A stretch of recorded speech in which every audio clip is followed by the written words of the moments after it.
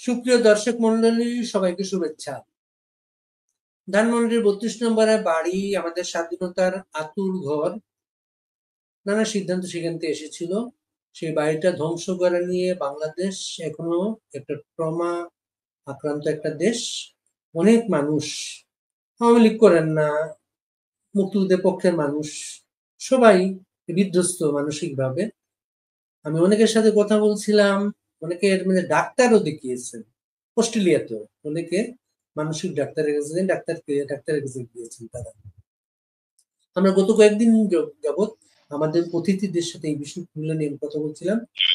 আমরা বাংলাদেশের অন্যতম প্রধান আবৃত্তি শিল্পী আহকামুল্লাহ, সম্মিলিত সাংস্কৃতিক যুগের সাধারণ সম্পাদক আহকামুল্লাহর সঙ্গেও আমরা আলাপ করেছিলাম এই বিষয়টা নিয়ে।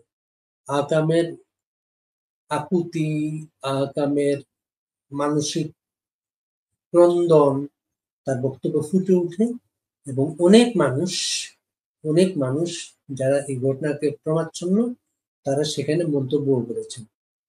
আহকামকে আমরা আবার এনেছি এই কারণে, সেই মানুষগুলার প্রাণের প্রতিক্রিয়াগুলা আহকামের মুখ দিয়ে আমরা শুনবো। আহকাম, আবার শুভেচ্ছা তোমাকে। ধন্যবাদ বাড়ি ভাই। আপনি তো বললেন যে 32 নম্বর আমাদের পরিচয়, আমাদের ঠিকানা, বাংলাদেশের জন্ম যেই বাড়ি থেকে, যে বাংলাদেশ জন্মের স্বপ্ন দেখা হয়েছিল যে বাড়ি থেকে, সেই বাড়িটাকে 5 ফেব্রুয়ারি ধ্বংস করে দেওয়া হয়েছে। এই বাড়িটি কাদের জন্য লক্ষ্যবস্তু, কাদের আক্রমণের লক্ষ্যবস্তু, সেটা কিন্তু খুব স্পষ্ট। 75-এর 15ই আগস্টে এই বাড়িতে বঙ্গবন্ধুকে সপরিবারে হত্যা করা হয়। তারপরে 5 আগস্ট এটাকে প্রথমবারের মতো পুড়িয়ে দেওয়া হয়, আর 5 ফেব্রুয়ারি এটাকে গুড়িয়ে দেওয়া হলো। সুতরাং কারা কাদের লক্ষ্যবস্তু এই বাড়ি, এটা নিয়ে নতুন করে বলবার কিছু নেই, আমরা সেটা জানি।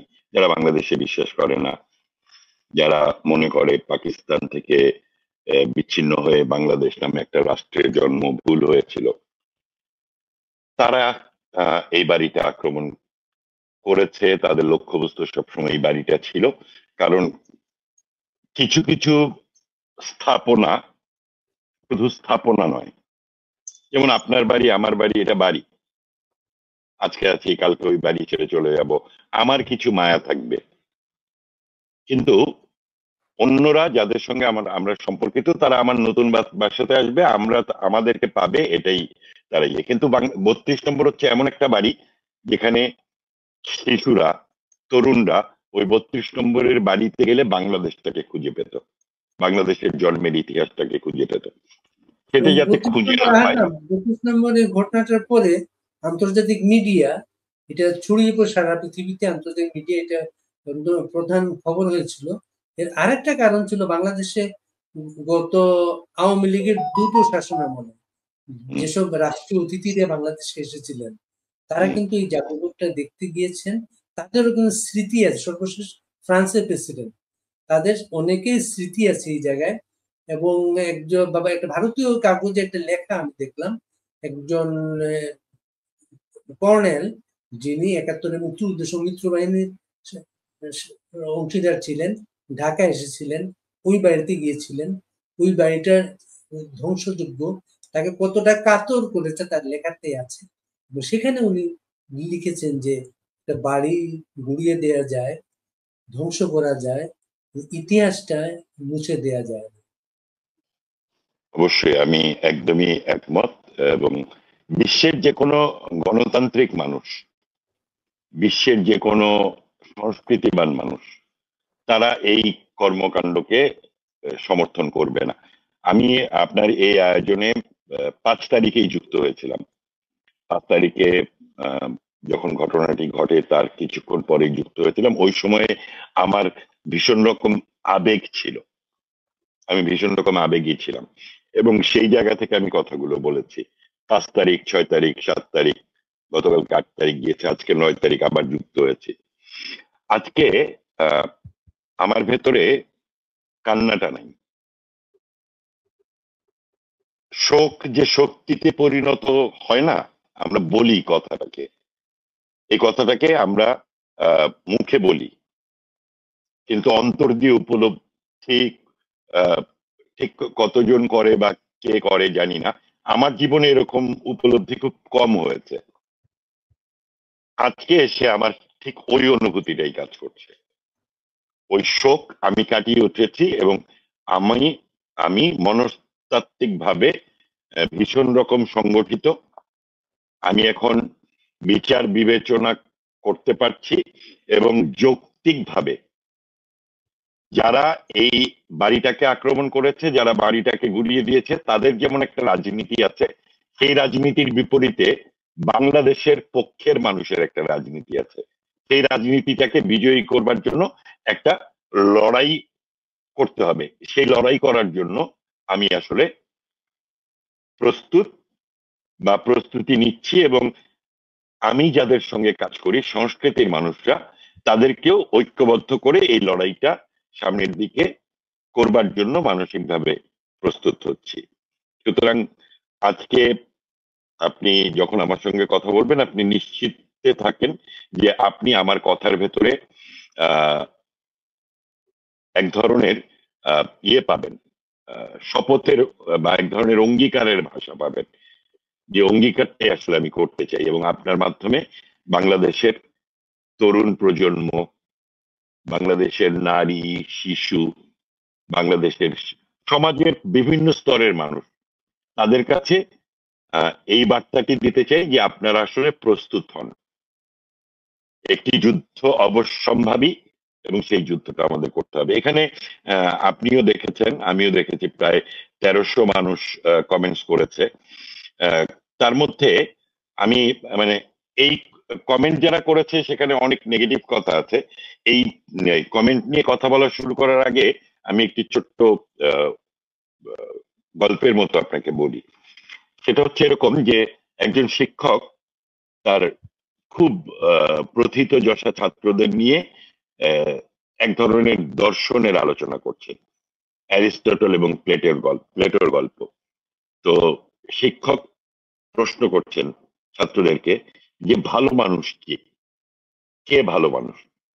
তখন কেউ বলছে যে সব ভালো কাজ করে সে ভালো মানুষ, কেউ বলছে যে সব সময় ভালো চিন্তা করে সে ভালো মানুষ, কেউ বলছে যে মানুষের ভালো চায় সে ভালো মানুষ। তখন শিক্ষক সমস্ত উত্তর শোনার পরে একটি কথা বলেছিল, সেটি হচ্ছে এই ভালো মানুষ যাকে সকল খারাপ মানুষ খারাপ বলে এবং শুধু সকল ভালো মানুষ ভালো বলে, সে আসলে ভালো মানুষ। সুতরাং আমার এই কথার মধ্যে আহ, অনেক রকম নেগেটিভ কমেন্টস যারা করেছে তাদের জন্য আমার উত্তর একবারে শুধু এটুকুই যে আপনারা যারা আমাকে আহ, এই আপনার এই আয়োজনে আমি কথা বলার কারণে যারা আমাকে বিভিন্ন রকম এখানে নেগেটিভ কমেন্টস করেছেন, তাদের কাছে কোনো ভালো কমেন্টস শোনার আকাঙ্ক্ষা আমি জীবনে করিনি, করবও না। ওই মানুষগুলো আমাকে খারাপ বলুক এবং ভবিষ্যতে আমি আরো যা বলবো তাতে আমাকে আরো খারাপ বলুক। তারা চাক আমি মরে যাই আজকে, তারা আমাকে তারা আমার মৃত্যু কামনা করুক, তারা আমাকে মেরে ফেলার ষড়যন্ত্র করুক, আমি এটাই চাই। কিন্তু এই আয়োজনের মধ্যে, আপনার এই আয়োজনে আমি এমন কিছু কমেন্টস পেয়েছি যে মানুষগুলো আওয়ামী লীগ করে না, যে মানুষগুলো আওয়ামী লীগের কোনো সুবিধা কোনোদিন পেতে যায় নাই, যারা আমাকে কিংবা আপনাকে চেনে না, কিন্তু তারা ওই দিন 32 নম্বর গুড়িয়ে দেওয়াটাকে দেখেছে। সেই মানুষগুলোর অনেক কমেন্টস আছে। আমি কি রাজনৈতিক বিশ্বাসী যারা, তারাও অনেকে কমেন্টস করেছে। তাদের মধ্যে হচ্ছে যে আমরা এটা পরাজয়ের প্রতিশোধ নিতে হবে, এটা ভেঙে ফেলার প্রতিশোধ নিতে হবে, সেগুলো খুব স্বাভাবিক। যারা নেগেটিভ বলেছে সেটাও স্বাভাবিক, সেগুলোর কোনো উত্তর আমি দিব না। আমি দুটো ইয়ে দিয়ে আপনাকে কমেন্টস দিয়ে আমি কথা বলতে শুরু করতে পারি, তারপরে আপনি যদি কোনো বিষয় আমাকে বলেন সেটা নিয়ে আমি বলবো। দেখেন, মাহফুজ মজুমদার নামে একজন লিখেছে জীবনে আওয়ামী লীগের প্রতি কখনো এত খারাপ লাগেনি, কিন্তু 32 নম্বর বাড়িতে আঘাত পড়ার পরে কেমন যেন কলিজা কাঁপতেছে। আরেকজন বলছে, আমি কোনো রাজনীতি করি না, আমার পরিবারের মানুষজনও রাজনীতির ধারে কাছে নাই, আর বাংলাদেশের রাজনীতি আমিও আমার পরিবার একদমই পছন্দ করি না। যাই হোক, আজ থেকে 3 বছর আগে আমি শেখ হাসিনাকে নিয়ে একটি কথা বলেছিলাম যে উনি বাংলাদেশের সবচেয়ে এবং একমাত্র ধৈর্যশীল নারী, এবং কেন ধৈর্যশীল তার ব্যাখ্যাও দিয়েছিলাম 75-এর ঘটনা অনুধাবন করে। আজ অনুধাবন নয়, বরং দেখলাম উনি কতটা ধৈর্যশীলা নারী, কতটা মহিয়সী। একদিন ইনশাল্লাহ ওনার ধৈর্যশীলতা নিয়ে, ওনার সাহস নিয়ে চর্চা হবে দেশ দেশে, দেশের বাইরে। আমি রাজনীতি করি নাই কেন কোনোদিন, তারপরও আজ আমার শেখ হাসিনা হতে মন চেয়েছে। আজ আমার ভেতরে একটা বাড়ি তৈরি হয়েছে, যার নাম 32 নম্বর। শেখ হাসিনার দীর্ঘায়ু কামনা করি, আল্লাহ ওনাকে হেফাজত রাখুন, আমিন। ওনার আইডিতে কোনো নাম নেই, উনি লিখেছেন ট্রু স্পিক বিডি। এই দুটো কমেন্টস আমি খুব সাধারণ মানুষের অনুভূতির কথা বোঝবার চেষ্টা করেছি, এবং 5 তারিখে যেমন পুরো ঘটনাটা নিয়ে আমি ভীষণ আবেগপ্রবণ ছিলাম, আপনিও ভীষণ আবেগপ্রবণ ছিলেন, আমরা কথা বলেছি। এই দুটো কমেন্টস পরে যখন আমি আবার পড়েছি, আমি যতবার পড়ি ততবার আমার ভেতরটা কেঁদে ওঠে। এটাই আসলে বাংলাদেশের মানুষের শক্তি, এটাই কত বাংলাদেশের বড় শক্তি। আকাম, খেয়াল করেন কত বড় প্রাণের আকুতি তার। একটা ওই কলিজায় কাঁপতেছে, কলিতা তার ভেতরটা নাড়া দিচ্ছে। আরেকজন বলছেন তার ভেতরে একটা 32 নম্বরের বাড়ি তৈরি হয়েছে। এই যে মানুষের ভেতরে যে 32 নম্বরের বাড়িটার জন্ম নিয়েছে, এখন 32 নম্বর 1000 বার ঘুরিয়ে দিলেও আর কিছু যায় আসে না। কারণ এই মানুষটার সন্তান, তার সন্তান, ওই তার অন্তরের ভেতরে জন্ম নেয়া 32 নম্বর বাড়িটাতেই কিন্তু তারা থাকবে। এবং এটাই বাংলাদেশের মানুষের বেঁচে থাকার, বিজয়ী হবার একটি অন্যতম উদাহরণ আমি বুঝি, এবং অন্যতম শক্তি বাংলাদেশের মানুষের এটাই, যে সবকিছুর পরেও তারা এসে বাংলাদেশের পক্ষে দাঁড়িয়ে যায়। এটাই বাংলাদেশের মানুষের শক্তি। এবং বাংলাদেশের পক্ষে দাঁড়াতে গিয়ে মূলত তারা কিন্তু বাংলাদেশ আওয়ামী লীগের পাশে দাঁড়ায়, শেখ হাসিনার পাশে দাঁড়ায়। আমরা মানে আপনার সঙ্গে এর পরে একদিন আলোচনায় আমরা এই সরকারের বিভিন্ন কর্মকাণ্ড নিয়ে আজকেও কথা বলতে পারবো, বলা উচিত বলে মনে করি। কিন্তু বাংলাদেশের রাজনীতির ইতিহাসে বাংলাদেশ আওয়ামী লীগের কর্মকাণ্ড এবং আওয়ামী লীগের ন্যায্যতা, বাংলাদেশের রাজনীতিতে আওয়ামী লীগের প্রয়োজনীয়তা, আওয়ামী লীগের ন্যায্যতা, এটা নিয়ে পরে আমরা কথা বলতেই পারবো, বলা উচিত বলে মনে করি। কিন্তু আমার কাছে মনে হচ্ছে যে 32 নম্বর ভেঙে দেওয়ার ভেতর দিয়ে 75-এর 15ই আগস্টে বঙ্গবন্ধুকে হত্যার মধ্য দিয়ে বঙ্গবন্ধুকে যেমন বাঙালি জাতির অন্তরের ভেতরে প্রথিত করেছিল, তার মেয়ে বেঁচে ছিল, তার হাত ধরে বাংলাদেশ এগিয়েছে, ঠিক একইভাবে এই 5 আগস্টের ঘটনা নিয়ে মিশ্র প্রতিক্রিয়া আছে। শেখ হাসিনার শাসন আমল নিয়ে দুঃশাসনের ন্যারেটিভ যেমন আছে, সুশাসনের ন্যারেটিভও আছে, উন্নয়নের ন্যারেটিভ আছে, দুর্নীতির ন্যারেটিভও আছে। আমরা তার কোনোটাতেই যাব না, আমরা শুধু এই জায়গাটাতে থাকবো। একজন সংস্কৃতি কর্মী হিসেবে আমি মনে করি যে বাংলাদেশের সাধারণ মানুষের অধিকার আদায়ের সংগ্রাম, বাংলাদেশের মানুষের গণতন্ত্রের সংগ্রাম, বাংলাদেশের মানুষের ধর্মনিরপেক্ষ অসাম্প্রদায়িক রাষ্ট্রের জন্য যে সংগ্রাম, সেই সংগ্রামে শেখ হাসিনার প্রয়োজনীয়তাটাকে আরো বেশি যৌক্তিক হিসেবে দাঁড় করিয়ে দিল এই 5 ফেব্রুয়ারি। যারা ঘটিয়েছে তারা আপাত অর্থে মনে করছে যে তারা জয়ী হয়েছে, কিন্তু আসলে তারা পরাজিত হয়েছে। এবং এই পরাজয় কিন্তু দেখতে পায় না। যেমন 2018 নির্বাচন না দেয়া আওয়ামী লীগ নেতারা কিংবা আমরা যারা আওয়ামী লীগ করি আমরা দেখতে পাইনি এটার কি ইম্প্যাক্ট হচ্ছে সমাজে। 2024 নির্বাচন আমরা দেখতে পাইনি, অথচ 2008 এবং 2014 নির্বাচনে কিন্তু তরুণ প্রজন্মই কিন্তু শেখ হাসিনাকে ক্ষমতায় বসিয়েছে। কারণ শেখ হাসিনা গণতন্ত্র পুনরুদ্ধারের সংগ্রাম করেছে। 2008-এ তার হাত দিয়ে গণতন্ত্র পুনঃপ্রতিষ্ঠিত হয়েছে। 2014-তে উনি যুদ্ধাপরাধীদের বিচার নিশ্চিত করেছেন এবং বিচারের রায় কার্যকর করেছেন। কিন্তু 18 কিংবা 24-এ এবং যে তরুণ 2008-এর নির্বাচনের অন্যতম শপথ ছিল, অঙ্গীকার ছিল কিন্তু যুদ্ধাপরাধীদের বিচার। সেই বিচারটা আমরা আপনি, আমি, আমরা অনেকদিন ধরে এই নির্মূল কমিটির ব্যানারে, শহীদ জার্মানির আন্দোলনের ব্যানারে আমরা বিচারের আন্দোলনের সাথে জড়িত ছিলাম। আমরা বিচার হবে স্বপ্ন দেখতাম, আমরা বিচারটা হবে। আমরা কিন্তু সবাই কিন্তু আমি বিচার যে হবে এটা কিন্তু আমি বিশ্বাস করতাম না। সেই বিশ্বাসটা তৈরি করেছেন শেখ হাসিনা। বিশ্বাসটা শেখ হাসিনার কারণেই এটা বিচারটা হয়েছে। আজকে শেখ হাসিনা যত আক্রোশের শিকার, যত প্রতিশোধের শিকার, বড় একটা কারণ কিন্তু যুদ্ধের বিচার। ধর্ম উপদেষ্টা বলেছেন যে রশিতে নিজামী, কাদের মোল্লা, মীর কাশেম আলী এদেরকে ফাঁসি দেওয়া হয়েছে, তার সেই রশিতে শেখ হাসিনাকে ফাঁসি দেবেন। এটি মানে এই এই কথাগুলো আমি একটা ইয়ে বলি, সেটা হচ্ছে যে রাজনৈতিক ভাষা তো একটা থাকে। সেই রাজনৈতিক ভাষাটা আসলে যে যে দল করে সেই দলের তার নিজস্ব একটা ভাষা থাকে।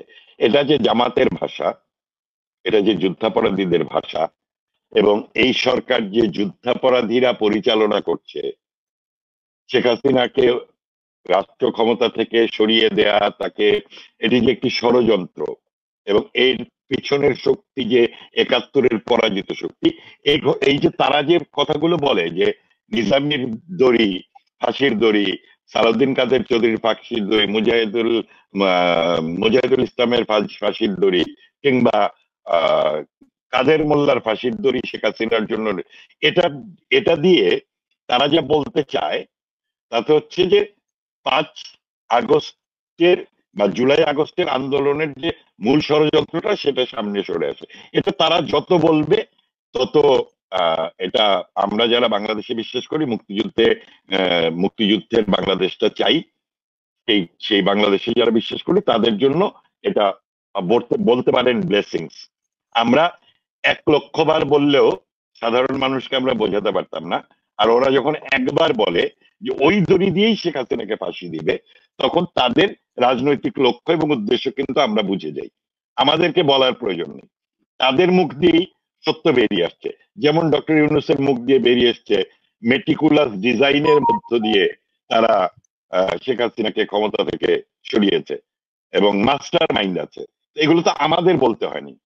আমরা হয়তো বছরের পর বছর বলতাম ষড়যন্ত্র করা হয়েছে, ষড়যন্ত্র করা হয়েছে, মানুষ এটাকে বিশ্বাস করতো না, কেউ বিশ্বাস করতো কেউ করতো না। কিন্তু যখন ডক্টর ইউনূসের মুখ দিয়ে বেরিয়ে যায় তখন কিন্তু আর আমাদের বলার দরকার নেই। এখন এটি একেবারে সত্য, দিবালকের মতো সত্য।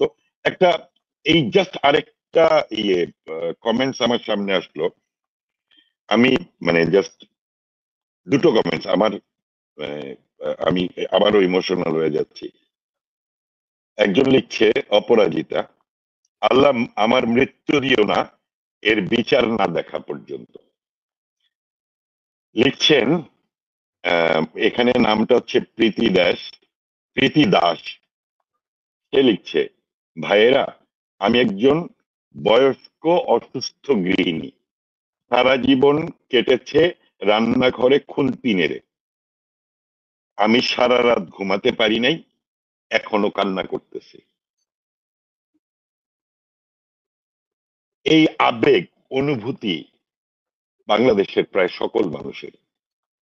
আমি বাড়ি ভাই, আপনি আপনি আপনি বলেন আসলে আমি আমি আসলে এটা এরকম কিছু আবারও যখন দেখি তখন ওই ওই মানে ওই জায়গার ভেতরে আর আমি থাকতে পারি না। যখনই এই কথাগুলো আসে, আপনার কমেন্টস আমিও অনেকগুলো পড়েছি এখানে, এবং যে ওই যে তার ভেতরে একটা 32 নম্বর তৈরি হয়ে গেছে, এই নারী যিনি রান্নাঘরে তার সময় কাটে, সেই নারী ঘুমাতে পারছেন না।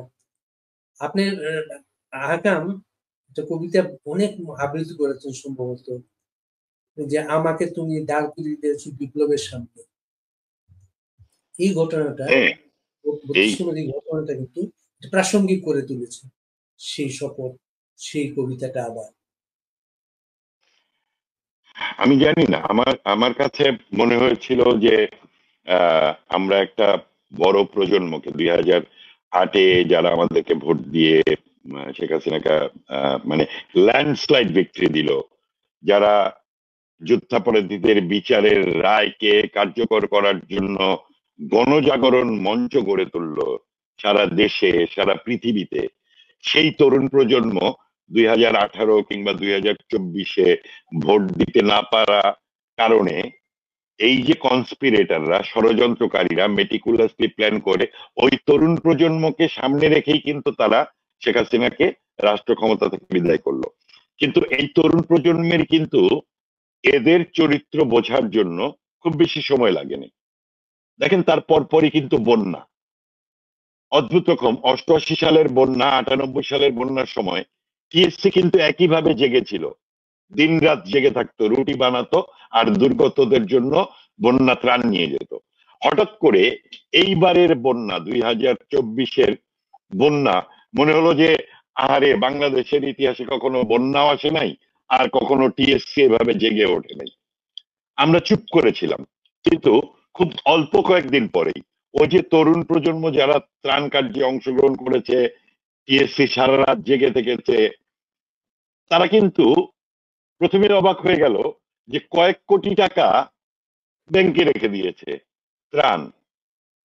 অথচ যারা ত্রাণে আক্রান্ত মানুষগুলো, তাদের জন্য মানে বন্যার সময় খাবার যতটা বেশি, খাবার পৌঁছানো যতটা বেশি গুরুত্বপূর্ণ, তার চেয়ে কিন্তু অনেক বেশি গুরুত্বপূর্ণ বন্যার পানি নেমে যাবার পরে তাদের ঘরটা বানিয়ে দেয়া। আমি 1998 সালে বন্যার পরে সম্মিলিত সাংস্কৃতিক জোটের, তখন আমি নির্বাহী পরিষদের সদস্য, আমি সাতক্ষীরাতে কিছু টাকা নিয়ে গিয়ে ওখানে বাঁশ, টিন এবং ইয়ে দিয়ে, কি বলে আপনার, আরসিসি পিলার দিয়ে ঘর করে দিয়ে আসছিলাম, এবং 3 দিন থেকে ওই ঘরগুলো বানিয়ে পরিবারগুলোকে ওই ঘরে থাকার ব্যবস্থা করে দিয়ে তারপরে আমি সাতক্ষীরা থেকে এসেছিলাম। এই কাজগুলো কিন্তু এই তরুণ প্রজন্ম করতে পারলো না, কারণ তারা ভুল নেতৃত্বের পিছনে দাঁড়িয়েছিল।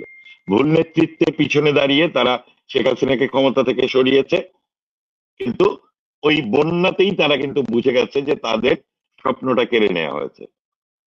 ওই তরুণ প্রজন্মের ফিরে আসাটা আমাদের জন্য কিন্তু খুব জরুরি ছিল। শিক্ষকদেরকে অপমান করতে শুরু করলো, সকল শিক্ষা প্রতিষ্ঠানে শিক্ষকদেরকে পদত্যাগ করানো হচ্ছে জোর করে করে। ছাত্ররা তাদের দাবিতে নতুন করে আবার রাস্তায় নামলো যখন, তখন রাষ্ট্রযন্ত্রের মতোই ক্রিয়া করলো, আবারও পুলিশ তাদেরকে পেটালো। এই এর বিষয়টা মধ্যে আগাম, এই বিষয়টা আগাম একটু শেয়ার করি। এই যে আমরা যেহেতু অনেক পরিবর্তনের সাথে ছিলাম, মিছিলে ছিলাম, প্রতিটা পরিবর্তনের পরে মানুষের মাঝে একটা আকাঙ্ক্ষা তৈরি হয়, আকাঙ্ক্ষা হ্যাঁ, তৈরি হয়। তারা আন্দোলনের মনে করে এই সময় আমার দাবিটা নিয়ে আসলে রাষ্ট্র মেনে নেবে, এইটা আকাঙ্ক্ষা তৈরি হয়। কিন্তু এবার আমরা দেখলাম যারা আন্দোলনের মাধ্যমে ক্ষমতায় আসলো, মিছিলের মাধ্যমে ক্ষমতায় আসলো, তারা কিন্তু আর একটা মিছিল দেখলে, আন্দোলন দেখলে সে ষড়যন্ত্র খুঁজতে থাকলো সেটা। এইভাবে কিন্তু ওই মানুষগুলোকে অপমান করা হয়েছে, এবং ওই মানুষগুলা ঘরে ফিরে গেছে। কিন্তু সে এটা আর কিন্তু ঘর পাবে না। ক্ষমতার, বাড়ি ভাই, এটা কিন্তু ক্ষমতার একটা চরিত্র, এটা একটা ক্ষমতার চরিত্র, এবং এই ক্ষমতার চরিত্র থেকে বেরিয়ে আসতে পারাটা খুব জরুরি। যারা জনগণের প্রতিনিধি এই যেমন হিসাবে, 8 তারিখ পর্যন্ত, 8 আগস্ট পর্যন্ত রাষ্ট্র ছিল না। আট হুম, আগস্ট পর রাষ্ট্র ছিল না, বাংলাদেশে এত অনাচার ছিল না। থাকলে কিন্তু অনেক ঘটনা ঘটতে পারতো। রাষ্ট্র যখন আবার বসে গেল ক্ষমতায়, তখন তার হ্যাঁ, রাষ্ট্রের আক্রমণ শুরু করলো। এই যে সরকার সরকার হলো, ডক্টর ইউনূসের নেতৃত্বে যে সরকার হলো, সেই সরকার ক্রমশ তার চরিত্রটা উন্মোচন করতে শুরু করলো এবং তরুণ প্রজন্ম বুঝতে পারলো যে তারা কত বড় ভুল করেছে, জুলাই আগস্টের আন্দোলনে রাজপথে নেমে কতটা ভুল করেছে। এখানে অনেকগুলো বিষয়, যেমন ধরেন নারীর অধিকার। আচ্ছা, অদ্ভুত রকম ভাবে একটা অংশ নারীর অধিকারকে ক্ষুণ্ণ করে, নারীকে ধর্ষণ করে, নারী নির্যাতন করে, আরেকটা অংশ নারীকে সম্মান দেখানোর মতো নাটক তৈরি করে গায়ে মানে জখমে মলম লাগায়। জয়পুরহাটে উত্তরবঙ্গে 2টা নারী ফুটবল টুর্নামেন্ট বন্ধ করে দেওয়া হলো, আবার এদিকে সাবজয়ী নারী ফুটবল দলকে 21শে পদক দেওয়া হচ্ছে। এখন যতই নারী ফুটবল দলকে 21শে পদক দেয়া হোক না কেন, এই সরকারের মূল নীতি যে নারীর ক্ষমতায়নের বিরোধী, নারীর জাগরণের বিরোধী, নারীর অধিকার আদায়ের সংগ্রামের বিরোধী, তা কিন্তু গত 6 মাসে একদম উন্মোচিত হয়ে গেছে। আপনি দেখেন, এই নারী ফুটবল দলের একটা বড় অংশকে টিম থেকেই বের করে দেওয়ার ষড়যন্ত্র করা হচ্ছে, আবার সেই দলকে পুরস্কারও দেওয়া হচ্ছে। অর্থাৎ তারা যাতে আর ফুটবল খেলে সময় নষ্ট না করে, সেটারও গ্রাউন্ড পুরো তৈরি করা হচ্ছে। ওই ফুটবল দলের একটা মেয়ে সুমাইয়া, তাকে মেরে ফেলার ধর্ষণের হুমকি দেওয়া হচ্ছে, যা তা গালিগালাজ করা হচ্ছে, অসম্ভব ট্রমা নিয়ে ওই মেয়েটা ঘুমোতে পারে না, মৃত্যু ভয় নিয়ে সে সারাক্ষণ তাকে বেঁচে থাকতে হচ্ছে। আবার ওই নারী ফুটবল দলকে 21শে পদক দেওয়া হচ্ছে। এই যে দ্বিচারিতা, এই যে দ্বৈত চরিত্র, এগুলো কিন্তু উন্মোচিত হয়ে গেছে। আচ্ছা, ধরেন বাংলাদেশের সেনাবাহিনীর অপারেশনের একটা নাম থাকে, যেমন আজকে এসে একটা নতুন নাম হয়েছে, ডেভিল হান্ট। ডেভিল শব্দের বাংলা হচ্ছে শয়তান। শয়তান কিন্তু একটি ধর্মীয় শব্দ। ফেরেশতা, শয়তান, দুটোই আল্লাহর সৃষ্টি। আল্লাহ তাদেরকে নিজস্ব মানে কিছু দায়িত্ব দিয়ে পৃথিবীতে পাঠিয়েছে। শয়তানকে নির্মূল করা হবে। এখন এই নামটা, এই নামটার ইতিহাস যদি আমরা খুঁজতে যাই, তাহলে পুরো বাংলাদেশটা যখন বাংলাদেশ নামে একটি দেশের স্বপ্ন দেখছে, তাদের অন্তর আলোকিত নতুন বাংলাদেশ তারা দেখতে চায়, বঙ্গবন্ধুর 70-এর নির্বাচন, বঙ্গবন্ধুর 7ই মার্চের ভাষণের পরে তারা যখন নাকি মুক্তির আলোয় আলোকিত, তখন আলো খোঁজার নামে বাংলাদেশটাকে অন্ধকারে নিমজ্জিত করার যে অপারেশনটা, সেই অপারেশনটার নাম কিন্তু অপারেশন সার্চ লাইট। মানে একটি আলোকিত হতে চাওয়া জনগোষ্ঠীকে আলো খোঁজার নামে মেরে ফেলার চক্রান্ত, এবং সেটাও সেনাবাহিনী করছে। এরপরে বিএনপি এবং জামাত যখন ক্ষমতায়, বিএনপি কিন্তু আহ, মানে 91 থেকে 96 ক্ষমতায় ছিল, তখন জামাত কিন্তু তাদের সঙ্গে ক্ষমতা ভাগাভাগি করে নাই, যার ফলে 91 থেকে 96 কিন্তু কোনো অপারেশন, সেনা অপারেশন হয়নি। বিভিন্ন সময় বিভিন্ন আইন আইন মানে আইন শৃঙ্খলা পরিস্থিতি নিয়ন্ত্রণের জন্য সেনাবাহিনীকে নামানো হয়, নির্বাচনে সেনাবাহিনীকে নামাতো, কিন্তু সেনাবাহিনী অপারেশন পরিচালনা করবে। এই অপারেশনের নাম হলো অপারেশন ক্লিন হার্ট, অর্থাৎ হৃদয় পরিষ্কার করবে। ওই অপারেশন ক্লিন হার্টে কিন্তু এই শাহরিয়ার কবির অ্যারেস্ট হয়েছিল, মুনতাসির মামুন স্যার অ্যারেস্ট হয়েছিল, আমি অ্যারেস্ট হয়েছিলাম ওই অপারেশন ক্লিন হার্টে, আমাকে আবৃত্তির মঞ্চ থেকে নিয়ে গিয়েছিল। আর এইবার হচ্ছে অপারেশন ডেভিল হান্ট। তার মানে এই যে নামটা, এই নামটার ভেতরে একটি ধর্মীয় অনুভূতি তৈরি করার, একটি ধর্মীয় জঙ্গি ভাবনা তৈরির একটা প্রক্রিয়া কিন্তু এই শব্দটার ভেতরে আছে। সব আরে ভাই, শয়তান সব শয়তান গুলা কিন্তু মুক্তিযুদ্ধের পক্ষে ছিল। এই শয়তান গুলা পাকিস্তান ভেঙেছে। ভেঙেছে সব শয়তান ওই শয়তানগুলোকে। এটা হচ্ছে তারা, হ্যাঁ, তাদের একদমই আপনি সঠিক বলছেন যে যারা মুক্তিযুদ্ধ করেছে, যারা মুক্তিযুদ্ধের চেতনাকে ধারণ করেছে, যারা মুক্তিযুদ্ধের বাংলাদেশটাকে গড়ার জন্য এখনো লড়াই করছে, তারা সব শয়তান। আর আমরা যারা বাংলাদেশে বিশ্বাস করি, আমাদের দৃষ্টিতে আরে ভাই তুমি তো শয়তান।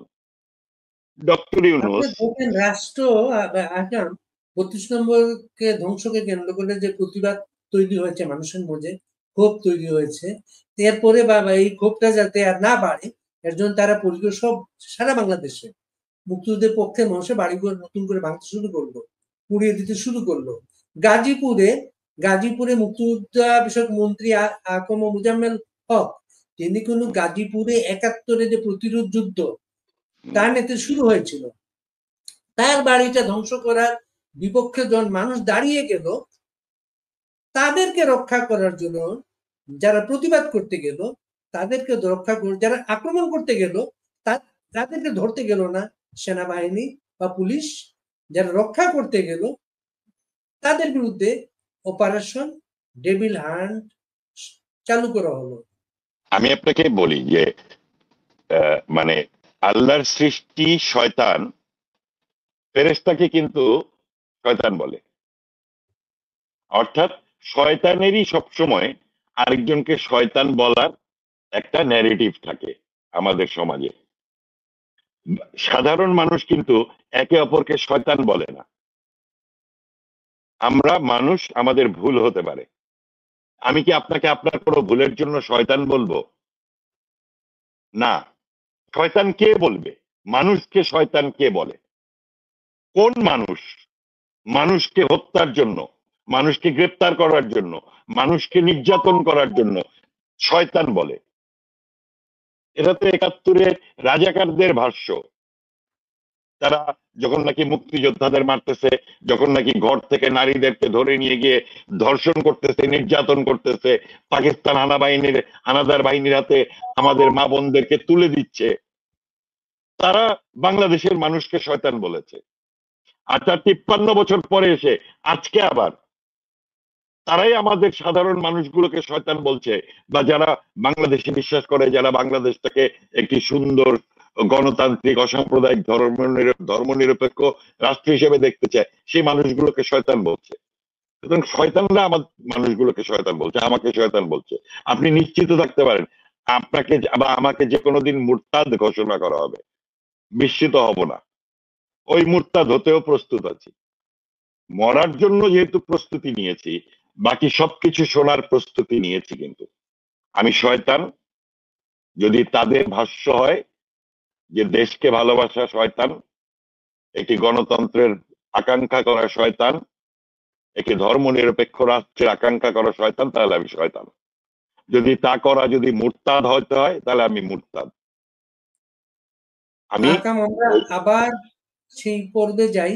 অনেক মানুষ কিন্তু অপেক্ষা করছেন আপনার মুখে তাদের মন্তব্যগুলা আরো শুনবেন, আপনি যদি পড়েন সেগুলো।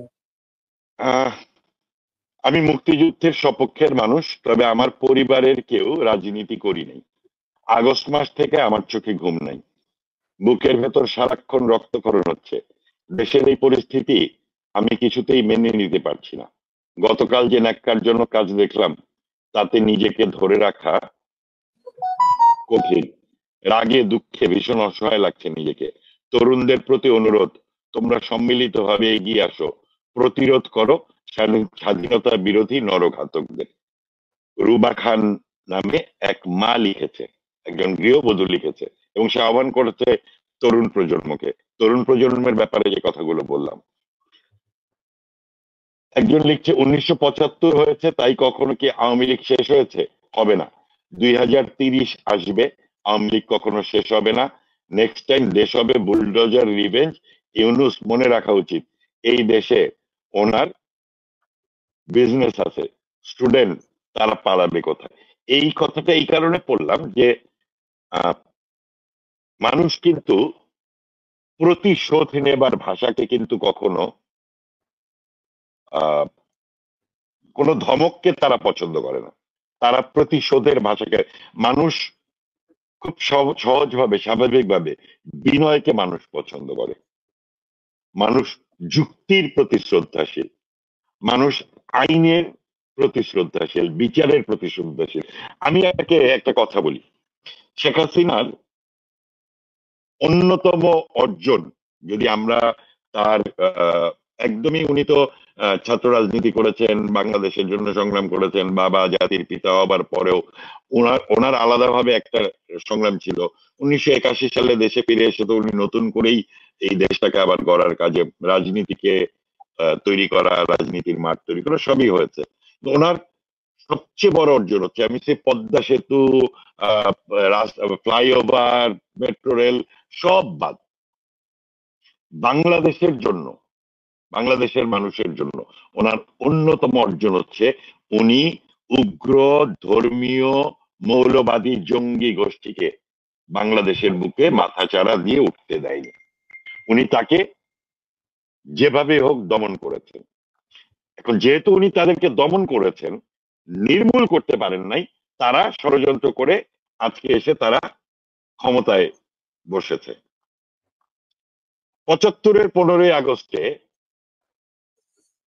জাতির পিতাকে সপরিবারে হত্যা করা হয়েছে, কিন্তু জাতির পিতা, এটা তো শেখ হাসিনার পিতা, ওনার তো বাবা, ওনার তো মা, ওনার তো ভাই, ভাইয়ের বউ, চাচা, ওনার সবচেয়ে ছোট ভাইটা রাসেল, তাদেরকে তো মেরে ফেলা হয়েছে। এখন আপনি আপনার জায়গায় দাঁড়িয়ে চিন্তা করেন তো, বা আমি আমার জায়গায় দাঁড়িয়ে চিন্তা করি তো, যে আমার হাতে ক্ষমতা এসেছে এবং আমি খুনিদেরকে পেয়েছি, আমি কি করব? কোন আইন কানুন মেনে তাদের ওই হত্যার প্রতিশোধ দিব, নাকি আগে পেয়েছি তাদেরকে আগে হত্যার প্রতিশোধ দিব? আমি কিন্তু খুব স্বাভাবিকভাবে আমার ভাইয়ের হত্যাকারী আমার ভাইকে যেভাবে হত্যা করেছে, আমি তাকে সেইভাবেই প্রতিশোধ নেবার চেষ্টা করব। এটাই কিন্তু সাধারণ স্বাভাবিক মানুষের প্রক্রিয়া। আপনি দেখেন, পুরো বঙ্গবন্ধু হত্যার বিচারটা উনি বাংলাদেশের প্রচলিত আইনে কিন্তু করেছিলেন, এবং বঙ্গবন্ধু হত্যার বিচার করার পরে বিচারের রায় যাতে কার্যকর করতে না পারে, এই কারণে বঙ্গবন্ধুর হত্যাকারীরা, যাদের কাছে হাজার হাজার কোটি টাকা, যারা সারা বিশ্বে অত্যন্ত ক্ষমতাশীল এবং ক্ষমতার সঙ্গে তাদের সম্পর্ক যোগাযোগ, তারা কিন্তু ষড়যন্ত্র করে 2001-এ শেখ হাসিনাকে ক্ষমতা থেকে সরিয়ে দিল। ওই বিচারের রায় কার্যকর করার জন্য 2008-এ কিন্তু শেখ হাসিনাকে আবার ক্ষমতায় আসতে হয়েছে। অর্থাৎ 75-এর 15ই আগস্টের পরে ইনডেমনিটি, ওই হত্যার বিচার হবে না, উনি এসে ইনডেমনিটি তুলে দিলেন, এবং সাধারণ বিচারিক প্রক্রিয়ায় বঙ্গবন্ধু হত্যার বিচার হলো। বিচারের রায় কার্যকর করতে পারলেন না, তার আগে ক্ষমতা থেকে সরিয়ে দেওয়া হলো। এরপরে 2004-এর 21শে আগস্ট তো ওনাকেও মেরে ফেলতে চাওয়া হয়েছে, ষড়যন্ত্র করা হয়েছে, গ্রেনেড হামলা করা হয়েছে, 24 জন আওয়ামী লীগের নেতা কর্মী মারা গিয়েছে, অসংখ্য নেতা কর্মী তাকে মানব বর্ম তৈরি করে বাঁচিয়েছে। তার মানে কি? তার মানে একটি মানুষ তার পিতার হত্যাকারীর বিচারের জন্য দেশের প্রচলিত আইনের প্রতি শ্রদ্ধাশীল। সেই মানুষটাকে যদি আমি ফ্যাসিস্ট বলি, তাহলে আজকে এসে কারা আসলে ফ্যাসিস্ট? আমি কিন্তু শেখ হাসিনার শাসন আমলের বিভিন্ন ধরনের আহ কি বলে আপনার, যদি আমি নেগেটিভ পয়েন্টস বলি, সেগুলো নিয়ে কিন্তু আমি কোনো ধরনের বিতর্কে যেতে রাজি না। আমি মনেই করি যে রাষ্ট্র পরিচালনায় অনেক ভুল ছিল। আমি মনেই করি যে দুর্নীতি করার সুযোগ তৈরি হয়েছিল। কে করেছে কে করে নাই সেটা পরের বিষয়, প্রমাণিত হওয়া না প্রমাণিত হওয়ার বিষয়, আমি সেই বিতর্কে যাচ্ছি না। আমি কি, fascism it's a philosophy. মুসলিনি declare দিয়ে নিজেকে ফ্যাসিস্ট বলে কমিউনিস্টদের বিরুদ্ধে লড়াই করে ফ্যাসিস্টকে বিজয়ী করেছিল। এটা তো একটা ফিলোসফি। এই ফিলোসফিটা কারা ধারণ করে? ইটস এ নেগেটিভ ফিলোসফি, কারণ একটি সুশাসনের বিরুদ্ধে বিদ্রোহ করেছিল ফ্যাসিস্ট ফিলোসফি। তাহলে শেখ হাসিনার সময়কে আমরা দুঃশাসন বলি কিংবা সুশাসন বলি, তার বিরুদ্ধে একটি গণতান্ত্রিক প্রক্রিয়া হতেই পারে। আন্দোলনের প্রক্রিয়া গণতান্ত্রিক হতেই পারে। আচ্ছা, আমি ধরে নিলাম গণতান্ত্রিক প্রক্রিয়ার ভেতর দিয়ে আন্দোলনটা হয়েছে এবং 5ই আগস্ট শেখ হাসিনা সরকারের পতন হয়েছে। তারপরে গত 6 মাসে বর্তমান বাংলাদেশ যারা চালাচ্ছে তাদের যে চরিত্র, সেই চরিত্রকে কি হিসাবে আপনারা ব্যাখ্যা করবেন, আমরা ব্যাখ্যা করব? কোন সুযোগ আছে তাদেরকে ফ্যাসিস্ট না বলার? তারা আরো অনেক বেশি ফ্যাসিস্ট। নারীর, সাধারণ মানুষ আতঙ্কে ঘর থেকে বের হয় না, নারীরা বাসা থেকে বের হতে পারে না, মা তার ছেলেকে স্কুলে পাঠিয়ে স্কুলের সামনে, গেটের সামনে দাঁড়িয়ে থাকে, কারণ সে নিরাপদ জানে না যে তার ছেলে তার ঘরে ফিরে আসতে পারবে কিনা। সাধারণ মানুষ খেতে পাচ্ছে না, দ্রব্যমূল্য সবকিছু মিলিয়ে একটা মানে দুর্বিষহ জীবন যাপনের মধ্য দিয়ে বাংলাদেশ জাতি গিয়ে পড়লো। আর সেই জাতিকে নিয়ে আপনার আবারও নতুন করে, এবং অদ্ভুত রকম একটা টার্ম, ভারতীয় দালাল রাজনীতি। এখন বাংলাদেশে আহকাম, এখন বাংলাদেশে একটা অবস্থা তৈরি হয়েছে মানুষের মাঝে, আসলে কে ফেসিস কে ফেসিস না, এই সিদ্ধান্তটা মানুষের হাতে ছেড়ে দেওয়ার জায়গাটা তৈরি হয়েছে। হ্যাঁ, মানুষ অলরেডি তৈরি হয়ে গেছে। মানুষ ঠিক করবে, মানুষ রায় দিয়ে ঠিক করবে। সেটার জন্য দরকার হচ্ছে নির্বাচন। নির্বাচনের মাধ্যমে মানুষ সিদ্ধান্ত দেবে কে ফেসিস কে ফেসিস না। আপনার কি মনে হয় যে ইউনূস সরকার Basically নির্বাচন তারা দিতে চায়? তারা কি করছে, তারা ওই সুযোগটা দিতে চায় না, মানুষের কাছে যেতে চায় না, মানুষকে সুযোগটা দিতে চায় না। এর জন্য তারা আওয়ামী লীগকে নির্বাচনের বাইরে রাখার জন্য সবকিছুই করছে। সিদ্ধান্ত একজন উপদেষ্টা বলেছেন খুব তাড়াতাড়ি আওয়ামী লীগ নিষিদ্ধের সিদ্ধান্ত আসছে তাদের। নির্বাচন কমিশনার বলেছেন নিবন্ধন বাতিল করা হচ্ছে। মানে সিদ্ধান্ত তারা মানুষের হাতে দিতে চান না, সিদ্ধান্ত তারা দণ্ডটা তাদের হাতে রাখতে চান তারা। আচ্ছা, আওয়ামী লীগকে নিষিদ্ধ করবে? আওয়ামী লীগ কি একটা লিমিটেড কোম্পানি? আওয়ামী লীগ নির্বাচন অংশগ্রহণ করতে পারবে পারবে না, নির্বাচন কমিশন নিবন্ধন বাতিল করলে নির্বাচনে অংশগ্রহণ করতে পারবে না। কিন্তু বাংলাদেশ আওয়ামী লীগ যদি ঘুরে দাঁড়ায় এবং নির্বাচন করতে চায় এবং বাংলাদেশের জনগণ যদি চায়, তাহলে বাংলাদেশ আওয়ামী লীগকে নির্বাচন অংশগ্রহণ করা থেকে বিরত রাখতে পারবে? পারবে না। আমি বলি আপনাকে, সবচেয়ে বড় আইনের কথা হচ্ছে শাসন কি, যদি থাকে, রাজি- কোন একটা নাগরিক যদি আইনের শাসনের কাছে যায়, কোন একটা নাগরিক যদি উচ্চ আদালতের কাছে যায়, আদালত যদি বাংলাদেশের সাংবিধানিক আইনটা অনুসরণ করে কাউকে নির্বাচনের না বাইরে না, রাখা। তারা তো সংবিধান বাতিল করবে। তারা আজকে একটা বক্তৃতা শুনলাম যে বিচার ব্যবস্থা হচ্ছে জনগণের জন্য বিচার ব্যবস্থা, সুতরাং জনগণের অধিকার আদায়ের জন্য মব থাকতেই হবে, মব জাস্টিস থাকতেই হবে। তাতে বিচার ব্যবস্থার জাহান্নাম হোক, তাতে কিছু যায় আসে না। দেখেন, মানুষের অনুভূতিতে যে রাজনীতিটা থাকে, সেই রাজনীতিকে কিন্তু আপনি ধ্বংস করতে পারবেন না। বাংলাদেশ আওয়ামী লীগ বাংলাদেশের মানুষের রাজনৈতিক অনুভূতির নাম। আপনি নিষিদ্ধ করতে পারেন, ছাত্রলীগ নিষিদ্ধ হয়েছে, যে ছাত্রলীগের ইতিহাসের সাথে বাংলাদেশের সকল আন্দোলন সংগ্রামের ইতিহাস নিষিদ্ধ হয়েছে, তাতে কি হয়েছে? ছাত্রলীগ কি থাকছে না মানুষের, মানে বাংলাদেশের মানুষের ভেতরে কি ছাত্রলীগ নাই? আওয়ামী লীগ নিষিদ্ধ হবে, বঙ্গবন্ধু, নৌকা, লাল সবুজ পতাকা, জাতীয় সঙ্গীত, এগুলো বাংলাদেশের মানুষ থেকে মুছে যাবে? যাবে না তো।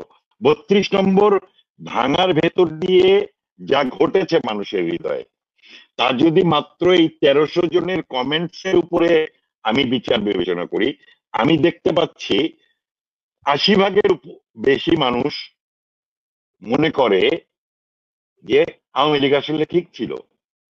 আওয়ামী লীগ আইডেন্টিফাই করতে পেরেছিল এই জুলাই আগস্টের আন্দোলন যারা করছে তারা আসলে ষড়যন্ত্রকারী। এটাই তো একটা কিন্তু অনলাইনে ভোটাভুটি, অনলাইনে একটা ভোটাভুটি কিন্তু এখানেই হয়ে গেছে। কিন্তু অনলাইন জরিপ হুম যেটা হয় উন্নত বিশ্বে, অনলাইন হুম জরিপ কিন্তু আমরা এখানে পেয়ে যাচ্ছি। অনলাইন অনলাইন জরিপটা তো অবশ্যই, এবং অনলাইন জরিপের আবার একটা মজার জিনিস হচ্ছে কি, কিছু মানুষকে প্রশ্ন করার এক ধরনের প্রক্রিয়া থাকে, এক ধরনের প্রসেস থাকে। আপনি আমাকে প্রশ্ন করতে পারেন যে তুমি ভাত খাও নাই, আবার বলতে পারেন তুমি কি ভাত খেয়েছো। এই প্রশ্নটার হ্যাঁ না এর উত্তর কিন্তু অনেক ডিফারেন্স তৈরি করে দিবে।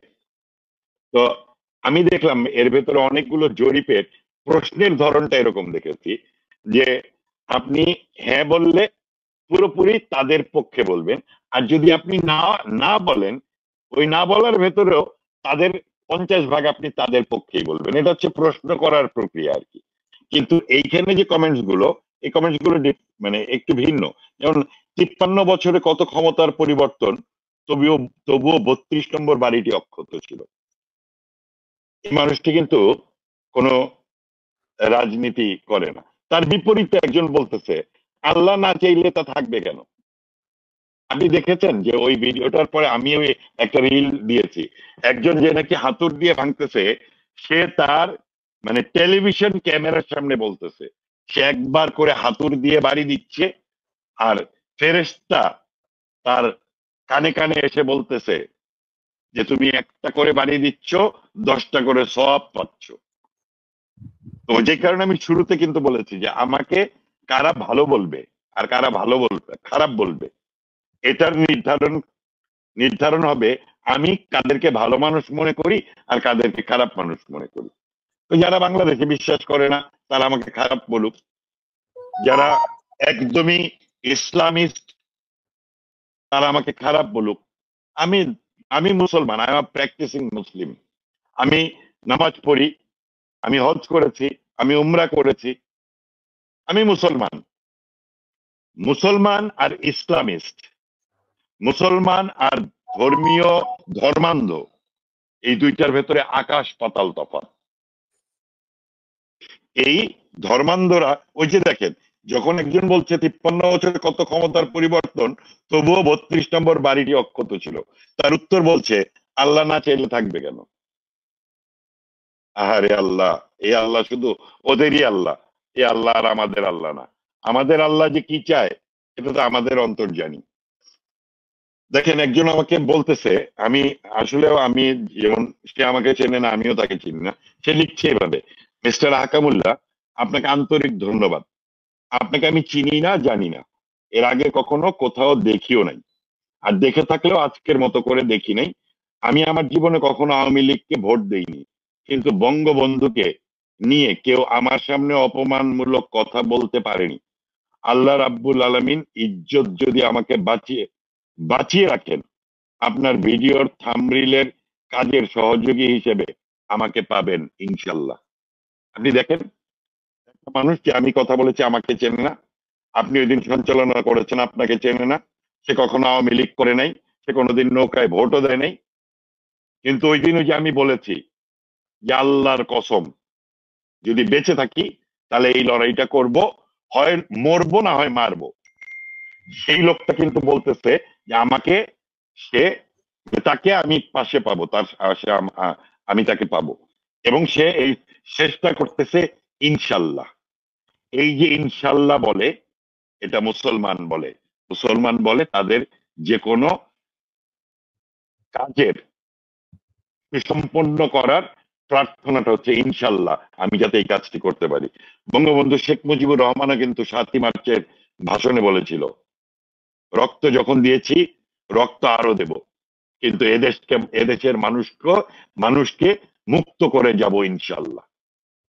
7ই মার্চের ভাষণ, সেই ভাষণে বঙ্গবন্ধু ইনশাল্লাহ বলে। এই ইনশাল্লাহ, আমার ইনশাল্লাহ বলা, আপনার ইনশাল্লাহ বলা, একজন দেশপ্রেমিক, ধর্মনিরপেক্ষ, অসাম্প্রদায়িক বাঙালি মুসলমানের ইনশাল্লাহ আর ধর্মান্ধ মানুষের ইনশাল্লাহ বলার ভেতরেও কিন্তু একটা মৌলিক পার্থক্য আছে। বাংলাদেশের মানুষ ভীষণ ধর্মপ্রাণ মানুষ, কিন্তু তারা ধর্মান্ধ না।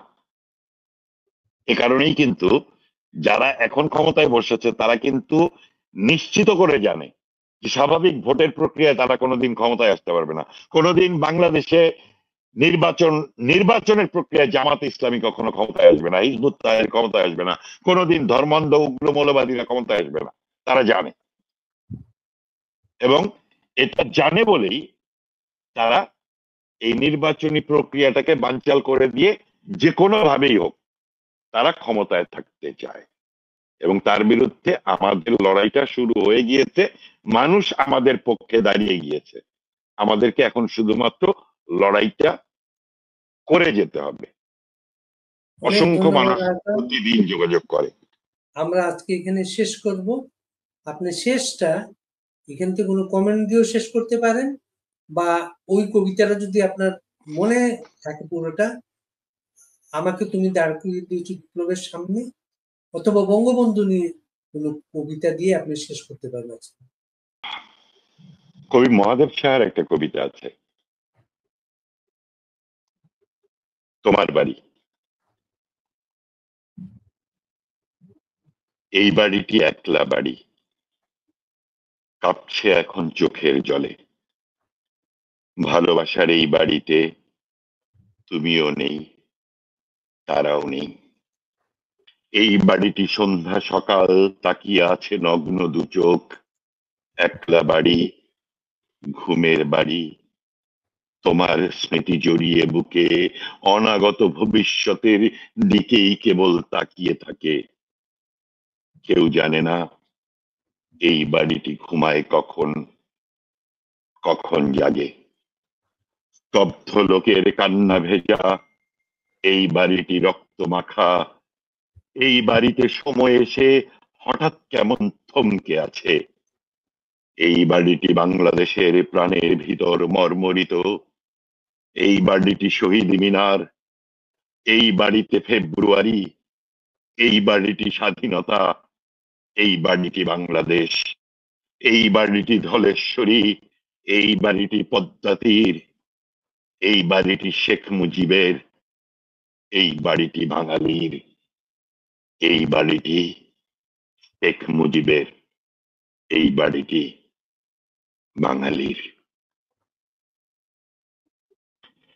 এই বাড়িটা বাংলাদেশের মানুষের হৃদয়ে বেঁচে থাকবে। আর কেউ যদি মনে করে যে সভ্যতা গুড়িয়ে দেয়া যায়, ইতিহাস ঘুরিয়ে দেয়া যায়, ইতিহাস গুড়িয়ে দেয়া যায়, তাহলে বোকার স্বর্গে বাস করে। মাটি খুঁড়ে সভ্যতার ইতিহাস বেরিয়ে আসতেছে না।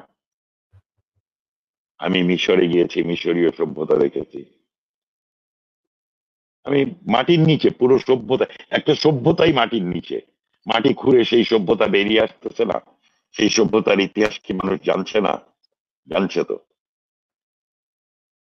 সুতরাং যে যে বাড়িটি বাংলাদেশের মানুষের মগজে, মননে, হৃদয়ে, সেই বাড়িটি কখনো মুছে ফেলতে পারবে না। সেই বাড়িটির ইতিহাস কখনো কেউ মুছে ফেলতে পারবে না। কেউ যদি চেষ্টা করে বোকার স্বর্গে বাস করে। বরং আমার মতো অসংখ্য যোদ্ধা আজকে তৈরি হয়েছে আবারও বাংলাদেশটার জন্য, গণতান্ত্রিক অসাম্প্রদায়িক ধর্মনিরপেক্ষ বাংলাদেশের জন্য লড়াই করবার জন্য তারা প্রস্তুত হয়েছে। কেউ আটকাতে পারবে না। জয় আমাদের হবে ইনশাআল্লাহ। অনেক ধন্যবাদ হাকামুল্লাহ। আপনার শপথ, আমাদের শপথ হোক, আমাদের শপথ বিজয়ী হোক। জয় বাংলা, জয় বঙ্গবন্ধু। জয় বাংলা, জয় বঙ্গবন্ধু।